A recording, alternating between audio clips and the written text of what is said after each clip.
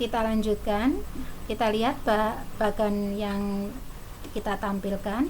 Ini adalah bagan ringkasan dari semua proses pada respirasi aerob, yaitu proses glikolisis, perubahan glukosa menjadi asam pirufat dan juga ATP.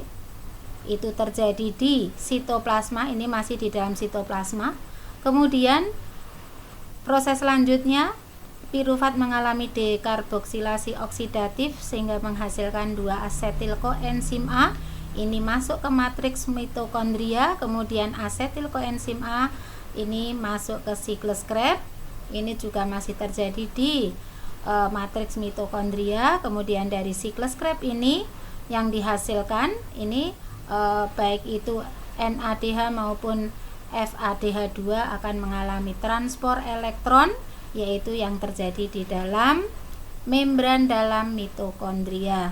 Di sana akan terjadi transport elektron sehingga akan menghasilkan keseluruhan ATP sebanyak 38 ATP, yaitu 34 terjadi pada saat proses transport elektron di dalam membran dalam mitokondria, dan 4 ATP yang dihasilkan secara langsung dari glikolisis dan juga siklus Krebs.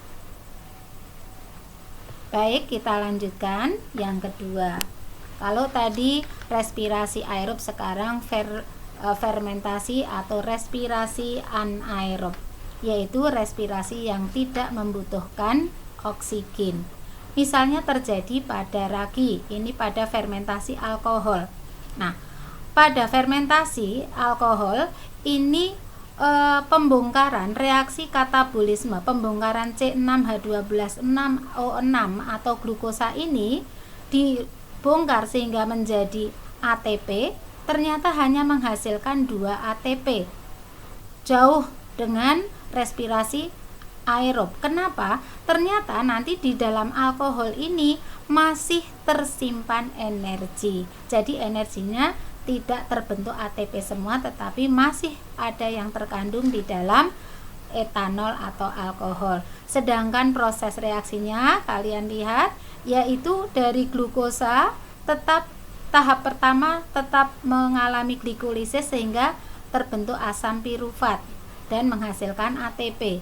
Nah, asam pirufat ini akan mengalami pirufat dekarboksilasi sehingga menjadi asetaldehid. Asetaldehid akan mengalami alkohol dehidrogenase dan ditambah dengan NADH dari proses glikolisis, ya. Di sini akan terbentuk alkohol atau etanol. Nah, kemudian ini yang pertama pada fermentasi alkohol, misalnya pada jamur atau ragi. Jadi pembongkaran glukosa akan menghasilkan 2 ATP dan alkohol. Nah, kenapa ATP-nya hanya sedikit? Ternyata di dalam alkohol masih tersimpan banyak energi. Kemudian yang kedua, fermentasi asam laktat. Pada fermentasi asam laktat juga demikian prosesnya. Glukosa akan diubah menjadi 2 ATP. Nah, ini terjadi itu misalnya pada saat kita olahraga, kita itu akan menambahkan energi itu bukan dari makanan yang kita makan, tetapi kita mengambil dari cadangan yang ada di dalam otot, yaitu glikogen.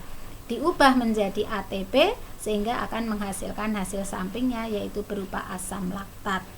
Nah, jadi pada fermentasi asam laktat sama, karena ini merupakan respirasi anaerob, energi yang dihasilkan ternyata juga hanya sedikit sekali, yaitu hanya 2 ATP. Jauh berbeda kalau dibandingkan dengan energi yang dihasilkan pada saat respirasi aerob, karena di sana terjadi semua akan dibongkar menjadi energi, yaitu melalui transport elektron, sehingga tidak ada energi yang masih tersisa. Kalau ini masih ada di asam laktat, kemudian tadi di alkohol ini masih tersimpan energi sehingga yang terbentuk hanya sedikit.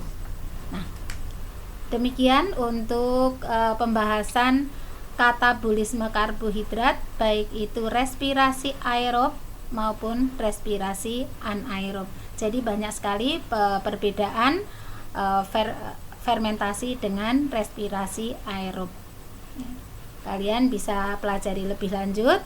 Kali ini kita akhiri untuk pembelajaran biologi untuk bab 2, yaitu tentang katabolisme karbohidrat. Selanjutnya minggu depan kita akan belajar tentang anabolisme atau proses penyusunan zat. Sekian dulu. Assalamualaikum warahmatullahi wabarakatuh.